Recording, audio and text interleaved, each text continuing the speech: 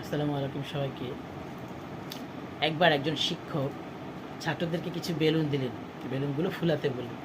ফুলানো শেষ হলে বেলুনগুলোতে তাদের প্রত্যেকের নাম লিখতে বললেন। নাম লেখা শেষ হলে সে একটি কক্ষে বেলুনগুলোকে ছুঁড়ে ফেলে দিতে বললেন। তারপর বললেন, এবার বেলুনগুলোকে উল্টে পাল্টে মানে একটা এক জায়গায় নাও। এবং ছাত্ররা তাই করলো, বেলুনগুলো উল্টে পাল্টে একটা এক জায়গায় রাখলো, একটা এক জায়গায় মানে ছড়িয়ে ছিটিয়ে দিল।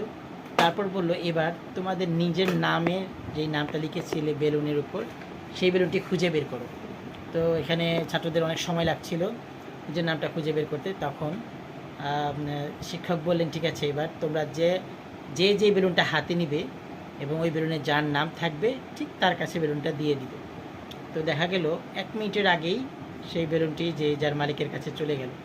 তো শিক্ষক এটাই শেখালে যে যখন তুমি নিজেকে নিয়ে ব্যস্ত থাকবে তখন আসলে সেটা খুব কঠিন হয়ে দাঁড়াবে। যখন তুমি অন্যকে সাহায্য সহযোগিতা করবে বা অন্যের ভালো কিছু চিন্তা করবে, সেটা তোমার জন্য আরও সহজ হয়ে যাবে।